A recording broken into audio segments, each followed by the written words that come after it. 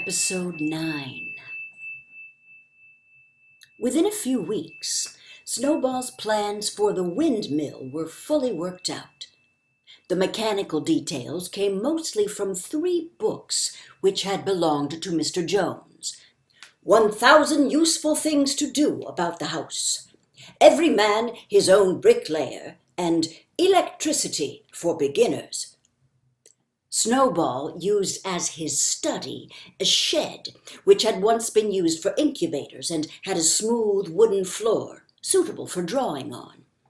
He was closeted there for hours at a time, with his books held open by a stone, and with a piece of chalk gripped between the knuckles of his trotter, he would move rapidly to and fro, drawing in line after line and uttering little whimpers of excitement. Gradually, the plans grew into a complicated mass of cranks and cogwheels covering more than half the floor, which the other animals found completely unintelligible, but very impressive. All of them came to look at Snowball's drawings at least once a day. Even the hens and ducks came and were at pains not to walk on the drawings. Only Napoleon held aloof. He had declared himself against the windmill from the start. One day, however, he arrived unexpectedly to examine the plans. He walked heavily round the shed, looked closely at every detail of the plans, and snuffed at them once or twice, then stood for a little while contemplating them out of the corner of his eye. Then suddenly he lifted his leg, urinated over the plans, and walked out without uttering a word. The whole farm was deeply divided on the subject of the windmill. Snowball did not deny that to build it would be a difficult business. Stone would have to be carried and built up into walls. Then the sails would have to be made, and after that there would be need for dynamos and cables. How these were to be procured, Snowball did not say, but he maintained that it could all be done in a year. And thereafter, he declared, so much labor would be saved that the animals would only need to work 3 days a week. Napoleon, on the other hand, argued that the great need of the moment was to increase food production, and that if they wasted time on the windmill, they would all starve to death. The animals formed themselves into 2 factions under the slogan, "Vote for Snowball and the 3-day week," and "Vote for Napoleon and the full manger." Benjamin was the only animal who did not side with either faction. He refused to believe either that food would become more plentiful or that the windmill would save work. Windmill or no windmill, he said, life would go on as it had always gone on. That is, badly. Apart from the disputes over the windmill, there was the question of the defense of the farm.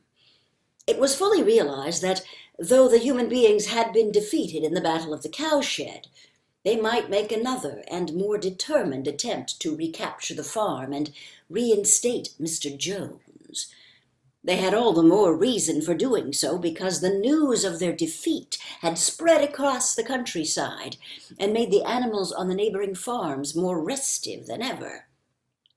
As usual, Snowball and Napoleon were in disagreement. According to Napoleon, what the animals must do was to procure firearms and train themselves in the use of them.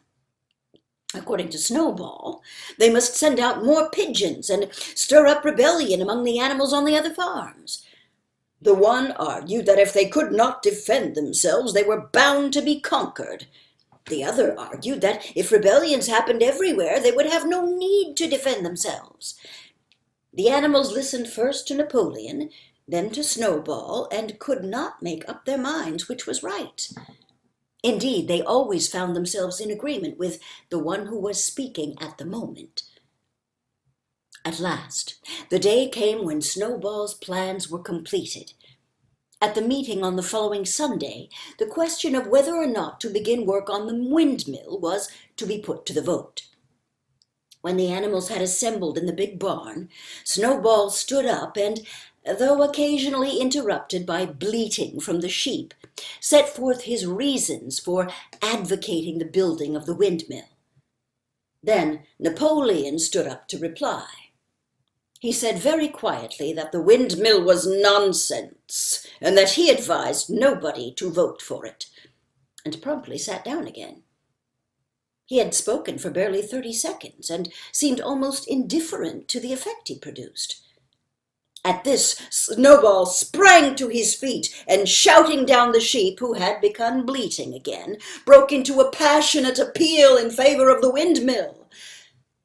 Until now, the animals had been equally divided in their sympathies, but in a moment Snowball's eloquence had carried them away. In glowing sentences, he painted a picture of Animal Farm as it might be when sordid labor was lifted from the animals' backs. His imagination had now run far beyond chaff cutters and turnip slicers.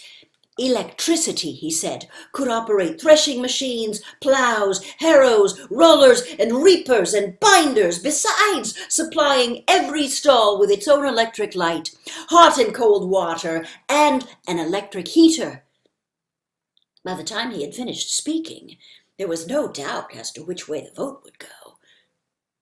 But just at this moment, Napoleon stood up and, casting a peculiar sidelong look at Snowball, uttered a high-pitched whimper of a kind no one had ever heard him utter before.